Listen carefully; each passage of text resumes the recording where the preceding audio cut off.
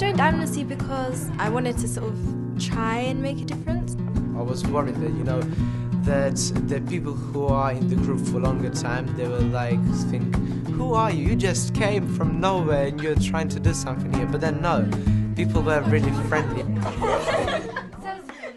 My friend came along and then, yeah, she told me stuff that she got up to, and it was interesting and kind of just grabbed my attention. I come here week after week because there's always something new to do.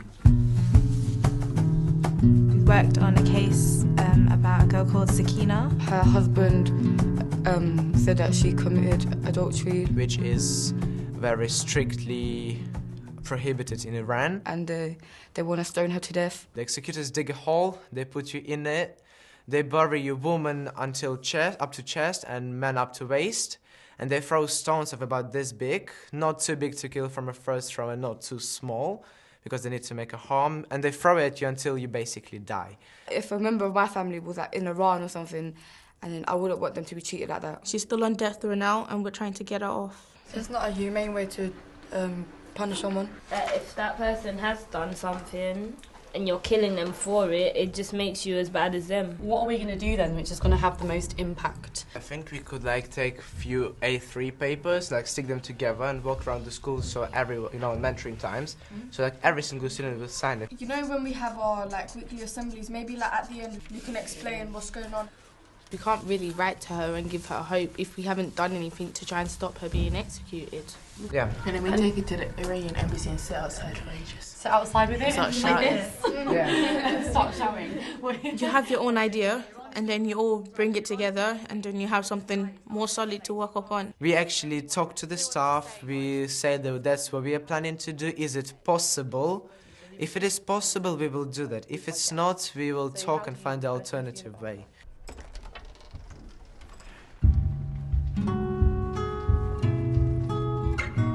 Setting up for our Amnesty meeting at lunchtime today. Even though I knew these things were going on, it's sort of easier to ignore it and push it aside. But when you actually take action, it helps you become a better person. Yeah, because with Amnesty, you're not just doing it alone, you're in a group, you've got other people helping you. Do you think the signatures are going to work? I think the signatures will have an impact, but I think we need something bigger than the signatures so they can let her go without condition, just free.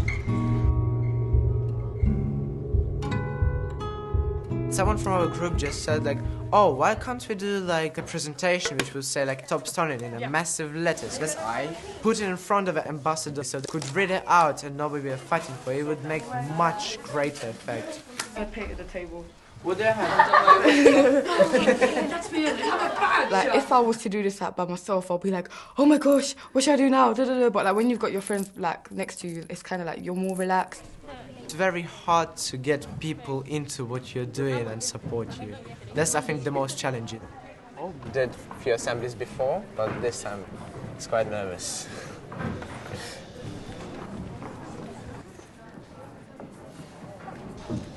Currently, we are working on a campaign, Stop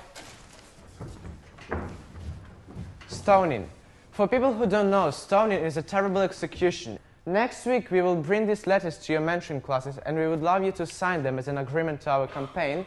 And in 1 week's time, we will go to Iranian Embassy to hand in a petition and make a demonstration. Thank you. Does anybody want to sign the letter? Bench for signing.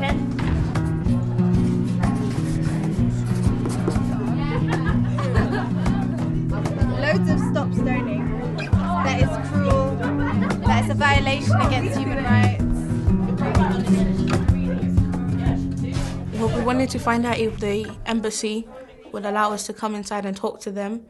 So I sat down with the Amnesty group and I was writing the letter. I think we should say end stoning because our letters are going to say end stoning. Okay, yeah. I also used some of the stuff Dennis got from the Amnesty website. Yeah, Iran. We would like you to see our side of the story, which is that stoning is a cruel way to die as it is very painful and drawn out for far too long. We're writing a press release to send to newspapers and stuff. We're writing a letter to our local MP explaining to her about our campaign and hoping to get her in. What was difficult has been fitting in, doing how much work we had to do, going around getting the letters signed, just organising ourselves as a group. But I think we managed to overcome those problems and like pull everything together.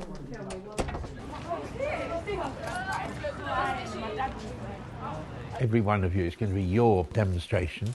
We want spectacle, we want dignity, we want the people passing by to understand what's going on. We want the Iranian Embassy to understand what we're doing and why, and we want the world to know. Making a leaflet. We came up with Stop Stoning, Save Sakina. Stop the stoning in Iran. We demand a stoning ban. This is how they stone people. They use a white cloth to cover the people that they're going to be stoned. Meeting with the Amnesty staff was really like interesting because you got to find out what they did. If they do it on their own, it doesn't really look like much, but when you combine it with what everybody else is doing, people like Sakina won't be able to get like the hope and the courage they need to continue. That's fine. Stop the killing in Iran! We demand a stoning ban! Finally, we are going to the Iranian Embassy to hand in the letters and the petition. A bit nervous, but excited. It's really great to see like how all of our hard work has like come together.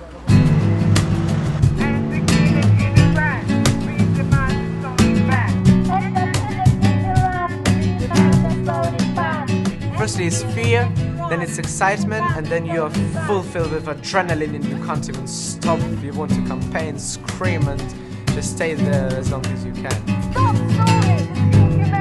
It's kind of fun at the same time, even though you're doing it for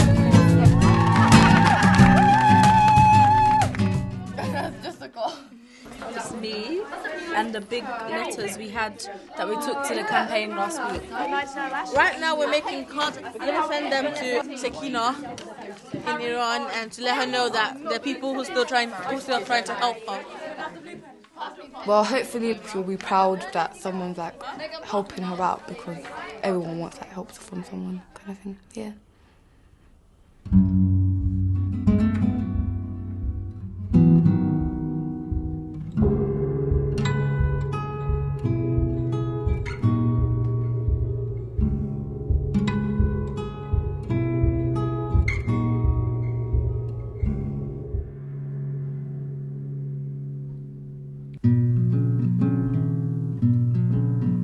I'm not really sure what it is, but what I do know is that when I'm talking and trying to help other people, I tend to like get a bit more adrenaline and stand up and actually let people know that I'm here and I'm not just standing in the background. I just get up when I feel like somebody's been put in a position of disadvantage and I talk out loud. I find it fun. I enjoy Amnesty. Like, I wouldn't mind staying for like 3 hours doing something because it's actually fun, but unless you're just like, how long is it now? You do become more confident as a person because just like you feel able to have your say.